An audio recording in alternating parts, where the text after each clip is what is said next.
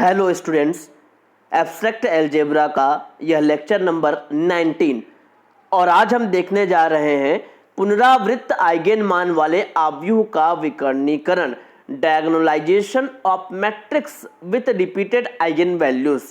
जब किसी आव्यूह मान लेते हैं 3x3 मैट्रिक्स का कोई आव्यूह है और उसके तीनों आइगेन मान, तीनों आइगेन वैल्यूज अगर डिफरेंट प्राप्त होते हैं, भिन्न भिन्न प्राप्त होते हैं, तो हमने पिछले लेक्चर्स में देखा कि उन सभी विभिन्न आइगेन मान हेतु हम भिन्न भिन्न आइगेन सदिश ज्ञात करते हैं, आइगेन वेक्टर्स ज्ञात करते हैं। परंतु कई बार कुछ ऐसे आव्यूह भी होते हैं, ऐसे आव्यूह भी हो सकते हैं, ऐसे मैट्रिक्स भी जिसमें एक ही आइगेन मान एक से ज्यादा बार प्राप्त हो, मतलब भिन्न भिन्न आइगेन मान न मिलकर कोई दो आइगेन वैल्यू एक समान मिल जाए या एक ही आइगेन वैल्यू दो या दो से ज्यादा बार मिल जाए। जैसे कि 3x3 मैट्रिक्स के लिए मान लेते हैं कि दो आइगेन मान एक समान मिल गए या तीनों ही आइगेन मान सेम हो जाते हैं, तब उस स्थिति में आइगेन मान जो है वो पुनरावृत्त होते हैं, वो रिपीटेड आइगेन वैल्यूज होते हैं और उनके लिए उतने ही बार आइगेन सदिश प्राप्त करना होगा। जैसे कि 3x3 मैट्रिक्स में मान लेते हैं λ1 3, λ2 5 और λ3 5, इस प्रकार से आइगेन वैल्यूज हमें मिलते हैं। अब यहाँ पर स्पष्ट है कि जो 5 है वो दो बार आया है, मतलब 2 टाइम्स यह रिपीट हुआ है। तो जब हम λ1 = 3 के लिए आइगेन वेक्टर निकालेंगे, मतलब कैपिटल X1, वहां तक तो ठीक है, लेकिन जब λ2 = 5 के लिए जब हम आइगेन वेक्टर्स निकालेंगे तो चूंकि 5 2 टाइम्स आया है, इसलिए इसके लिए जो आइगेन वेक्टर्स हमें फाइंड करने हैं वो हमें दो बार निकालने होंगे। और मान लो x2 और x3 है 2 टाइम्स, और ये जो x2 और x3 है वो रैखिकता स्वतंत्र होने चाहिए, लीनियरली इंडिपेंडेंट होने चाहिए, ताकि P इनवर्स ज्ञात हो सके। क्योंकि P किससे बनता है? x1 x2 x3, इन्हीं के ही कॉलम से हमारा कैपिटल P का निर्माण होता है। लेकिन अगर x2 और x3 रैखिकता परतंत्र हो जाएंगे तो उनका डिटर्मिनेंट ऑफ P 0 आ जाएगा और P इनवर्स की वैल्यू नहीं मिल सकेगी। इसलिए ये जो तीनों आइगेन वेक्टर्स हैं x1 x2 x3, ये रैखिकता स्वतंत्र होने चाहिए, लीनियरली इंडिपेंडेंट होने चाहिए। तो आज हम देखेंगे कि इस प्रकार के पुनरावृत्त आइगेन मान वाले जो आव्यूह हैं, मैट्रिक्स हैं, उनका डायगोनलाइजेशन कैसे करते हैं। क्वेश्चन के माध्यम से इसे समझते हैं। क्वेश्चन है show that following matrix is diagonalizable. दर्शाइए कि निम्न आव्यूह विकर्णी है और एक मैट्रिक्स दिया हुआ है 3x3 का। सॉल्यूशन देखते हैं। सबसे पहला डायलॉग दिया है, गिवन दैट, जो मैट्रिक्स दिया है उसे लिख लेंगे। अब मान लेते हैं कैपिटल A का आइगेन मान, suppose eigenvalue for matrix A is lambda, then we know that determinant A minus lambda I is equal to 0। तो A minus lambda I is equal to 0, यहाँ से इसको सॉल्व करेंगे। सॉल्व करने के बाद लैम्डा की 3 वैल्यू मिलेंगी, क्योंकि 3x3 यह मैट्रिक्स है। अब यहाँ पर आप गौर करेंगे कि λ1 की वैल्यू 1 है, लेकिन λ2 और λ3 की वैल्यू सेम आ गई। इसे हम कहते हैं पुनरावृत्त आइगेन मान, रिपीटेड आइगेन वैल्यूज। अब इस स्थिति में आइगेन सदिश की वैल्यू हम फाइंड करने के लिए सबसे पहले जो वैल्यू डिफरेंट है, पहले उसके लिए हम फाइंड आउट कर लेते हैं। केस 1, जब λ = 1 है तब then we know that A minus lambda I into capital X, where capital X is eigenvectors, is equal to matrix 0।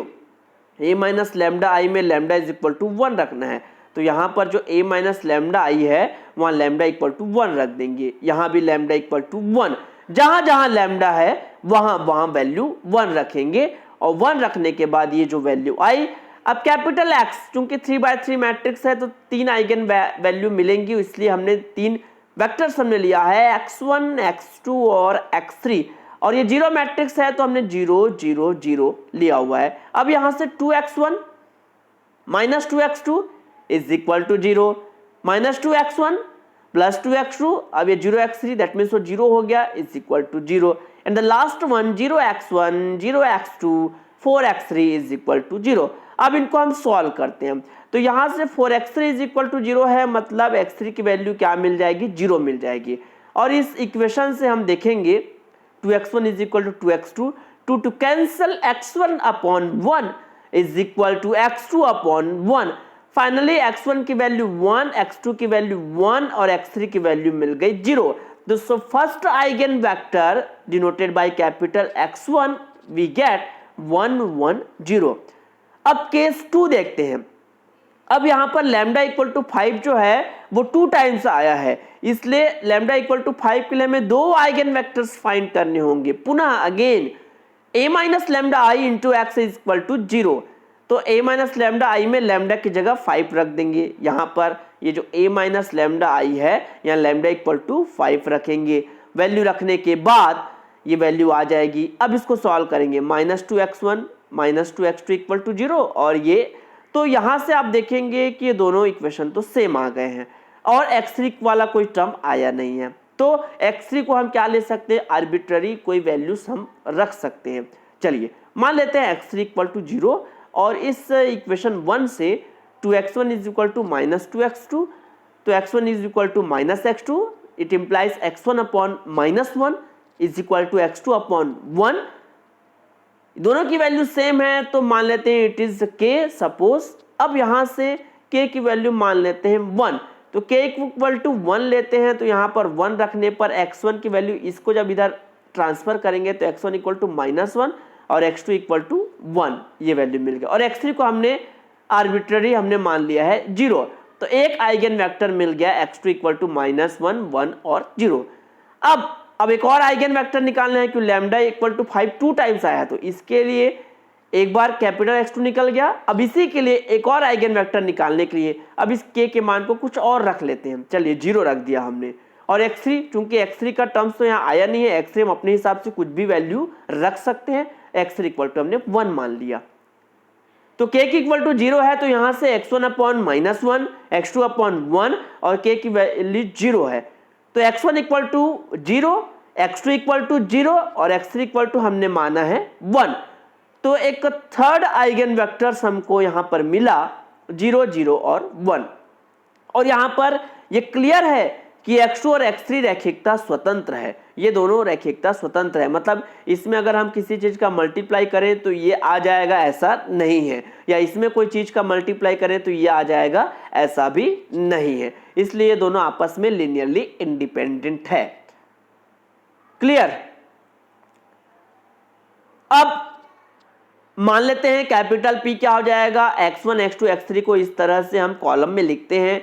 Then हम P इनवर्स फाइंड करते हैं, उसके लिए डिटर्मिनेंट P हमने फाइंड किया विच इज 2, एडजॉइंट P हमने find किया, then P inverse हम फाइंड करेंगे adjoint P upon determinant P, ये वैल्यू आ गई। अब नाउ P इनवर्स AP की हम वैल्यू फाइंड करते हैं डायगोनलाइजेशन चेक करने के लिए। तो P inverse AP value multiply किए, मल्टीप्लाई करने के बाद मैट्रिक्स मल्टीप्लिकेशन के बाद इस तरह से हमें एक मैट्रिक्स मिला।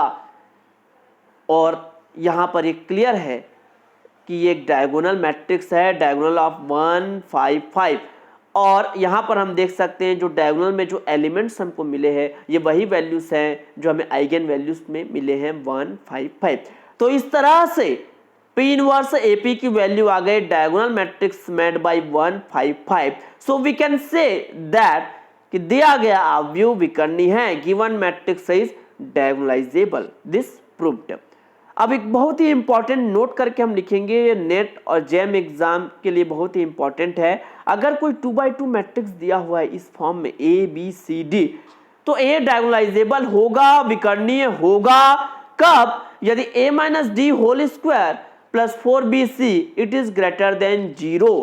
और यही मैट्रिक्स विकर्णीय नहीं होगा, इट इज नॉट डायगोनलाइजेबल कब, जब A minus d whole square plus 4BC ये लेस देन हो जाए 0 से। एक एग्जाम्पल के माध्यम से इस फॉर्मूले को हम प्रैक्टिस करते हैं। निम्न अवयव के विकर्णीय होने या ना होने की जांच कीजिए। इसको जांच करना है, एक मैट्रिक्स दिया है 2x2 का, तो A है 2, B है 9, C है 1, D है 2। अब हमको वैल्यू फाइंड करनी है A minus d whole square, तो A minus d whole square which is 0 and 4BC, 4 B की वैल्यू 9, C की वैल्यू है 1, it is 36। Hence a minus d whole square plus 4bc, इसकी वैल्यू हम find करते हैं जो कि 36 आई है, विच इज ग्रेटर देन 0। और जब जब a minus d whole square plus 4bc की वैल्यू ग्रेटर देन 0 आ जाएगी तो इस फॉर्मूला से मैट्रिक्स A डायगोनलाइजेबल हो जाएगा, अवयव विकर्णीय होगा। तो किसी क्वेश्चन में हम डायरेक्ट इसे चेक कर सकते हैं, बजाय इसके कि हम λ1 λ2 निकालें, फिर x1 x2 निकालें, फिर p निकालें, p इनवर्स AP निकालें। उतने वैल्यूज, उतने लेंदी प्रोसेस करने के बजाय हम डायरेक्ट इस वैल्यू को सॉल्व कर सकते हैं। तो ये नेट सेट जैम एग्जाम के लिए बहुत ही एक क्विक तरीका है। एक और नोट करके हम देखते हैं कि यदि A डायगोनलाइजेबल है, विकर्णीय है, अगर ये हमको पता चल जाता है तो हम जानते हैं कि P इनवर्स AP को हम डायगोनल फॉर्म में D, capital D, diagonal of λ1 λ2, मान लेते हैं 2x2 मैट्रिक्स है तो डायगोनल ऑफ λ1 λ2 इस फॉर्म में लिख सकते हैं। देन तब ये दो महत्वपूर्ण चीजें हमको याद रखनी है। असल में एक ही चीज है कि जैसे P inverse AP is equal to D है, अगर a to the power n कर दें, n टाइम्स ये अगर a to the power n हो जाए तो इधर भी डायगोनल मैट्रिक्स में d to the power n हो जाएगा। या इस P इनवर्स को इधर लेके चले जाएं कैपिटल P, और ये P इधर जाएगा तो P इनवर्स, तो a to the power n is equal to P d to the power n P inverse से हो जाएगा। सेकंड चीज, अगर d to the power d अगर कोई डायगोनल मैट्रिक्स है λ1 λ2 से बना हुआ है तो d to the power n matrix जो होगा वही डायगोनल ऑफ, इसमें बस डिग्री में पावर में n कर देंगे, λ1 to the power n, λ2 to the power n। एक क्वेश्चन के माध्यम से इसे समझते हैं। निम्न अवयव के लिए a टू द पावर 8 का मान ज्ञात करना है। एक मैट्रिक्स दिया हुआ है और हमको a टू द पावर 8 की वैल्यूज ज्ञात करनी है। तो सबसे पहले तो यहाँ पर a इक्वल टू 4 है, b equal to 1, c equal to 2 और d इक्वल टू 3। अब विकर्णीय चेक करने के लिए हमने क्या देखा था, a minus g whole square plus 4bc की वैल्यू फाइंड करते हैं। यहां से वैल्यू फाइंड किए which is greater than 0, hence we can say that the matrix A is diagonalisable. Now अब ये डायगोनलाइजेबल हो गया है।